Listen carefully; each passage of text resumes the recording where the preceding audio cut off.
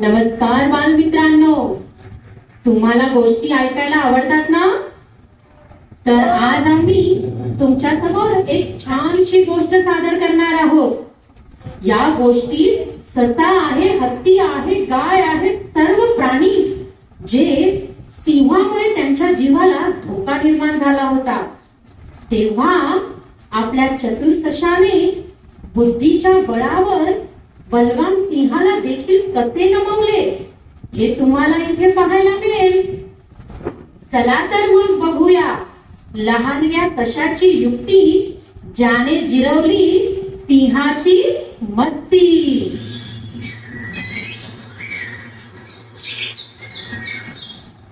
एका जंगलात एक सिंह राहत होता. तो जंगलाचा राजा असून सुद्धा जे प्राणी दिसेल त्याला पकडून तो मारून खात असे. त्यामुळे सर्व प्राण्यांना सिंहाला घाबरून राहत असे. त्यामुळे इतर प्राण्यांना आपले सावज शोधणे देखील कठीण झाले होते. एक दिवस सगळे प्राणी गुपचूप नदीच्या काठी आपले संकट दूर करण्यासाठी काय करता येईल यासाठी जमले.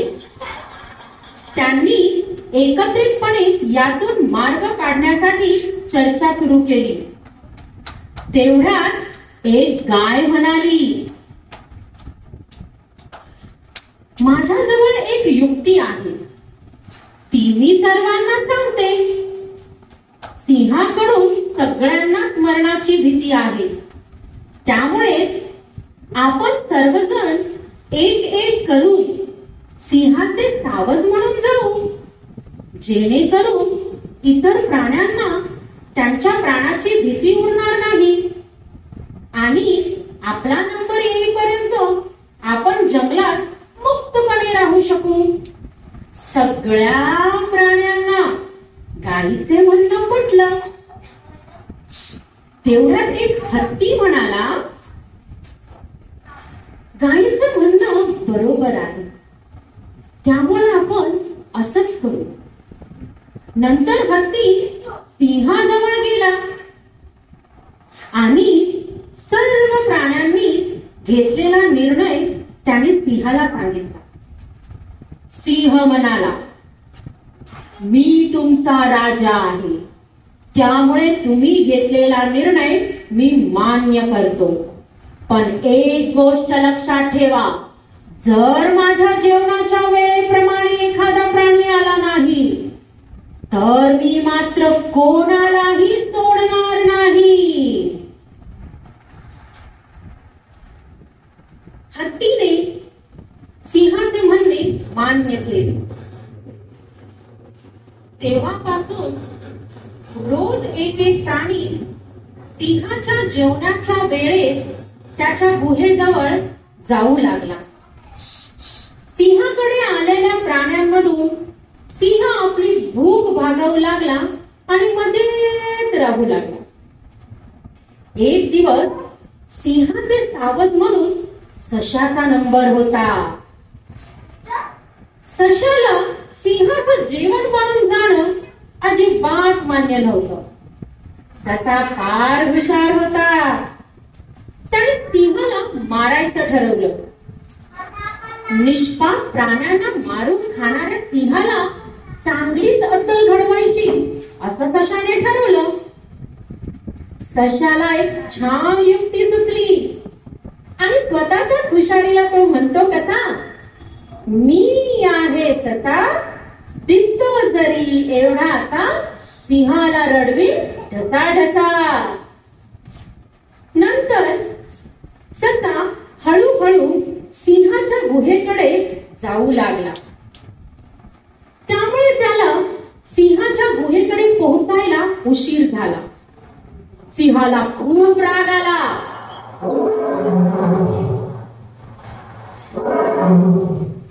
सिंह रागाने सशाला म्हणाला, मी आधीच सांगितलं होतं, माझ्याकडे यायला उशीर झालेला मला अजिबात चालणार नाही. तू तुझं वचन तोडलेलं आहे, त्यामुळे मी आता सर्व प्राण्यांना मारून खाणार आहे. ससा घाबरून म्हणाला, माझ्याकडून चूक झाली, मला क्षमा करा, पण मी उशिरा का आलो ते कृपया ऐकून घ्या. सिंह म्हणाला, सांग लवकर काय सांगायचंय ते. ससा म्हणाला, हे राजा, मी तुमच्याकडे येत असताना मला अजून एक सिंह भेटला. त्याने मला मारण्याचा प्रयत्न केला. मी तुमच्या शौर्याबद्दल त्याला सांगितलं. ते ऐकून त्या दुसऱ्या सिंहाने तुमच्याबद्दल अपमानास्पद शब्द वापरले.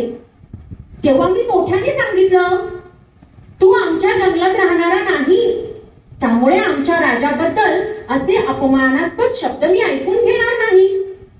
तेव्हा त्या सिंहाने माझ्या अंगावर उडी मारून मला मारण्याचा प्रयत्न केला. तेव्हा मी त्याला म्हणालो, जर माझ्या राजाला समजले की तू मला मारलेस तर तो तुला अजिबात सोडणार नाही. तेव्हा तो सिंह म्हणाला, काय करणार आहे रे तुझा राजा? मी माझ्या तीक्ष्ण पंजाने खूप हत्तींना मारलंय. मी तुझ्या राजाला देखील मारून टाकले.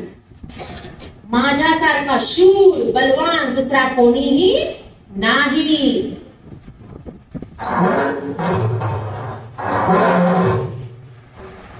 त्यामुळे प्रत्येक प्राण्याला मला शरण यावंच लागेल. तुझ्या राजात जर धमक असेल तर त्याने स्वतः इथं यावं लागेल. आणि म्हणून मला उशीर झाला. मग सिंह म्हणाला, चल आत्ताच चल, मी त्याला मारूनच टाकतो. मग ससा राजाला त्या दुसऱ्या सिंहाकडे घेऊन निघाला. ससा राजाला जंगलाकडे जाणाऱ्या जुन्या विहिरीजवळ घेऊन गेला. ससा म्हणाला, राजा वाकून बघ, तो दुसरा सिंह त्यात दिसेल, त्याला चांगलाच धडा शिकव. रागाने लाल झालेल्या सिंहाने विहिरीत वाकून बघितलं आणि जोराने गर्जना केली.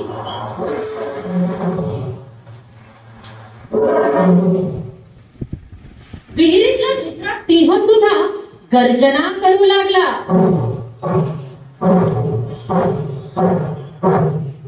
तेव्हा ससा म्हणाला, पहा राजा, कसा उद्धट आहे तो, तुम्हाला सरळ सरळ आवाहन देत आहे.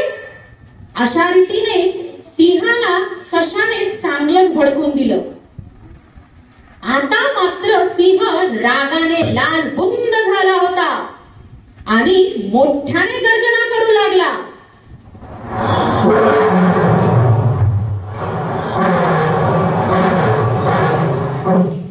लगेच राजाने त्या दुसऱ्या सिंहाला पकडण्यासाठी विहिरीत उडी मारली. पण पाण्यात कुणीच नव्हतं. ती विहीर खूप खोल असल्यामुळे सिंह पाण्यात बुडाला व मरण पावला. अशा रीतीने सशाने फक्त स्वतःचेच नाही तर जंगलात राहणाऱ्या इतर प्राण्यांचे देखील प्राण वाचवले. धन्यवाद सटोबा. लहान असून देखील तू बलाढ्य सिंहाला चपळाईने मारले आणि आम्हा सर्व प्राणीमात्रांना जीवनदान दिले. तेवढ्यात गाय म्हणाली, अरे हा तर आनंदाचा क्षण, चला सर्वजण साजरा करूया. 1 2 3 4.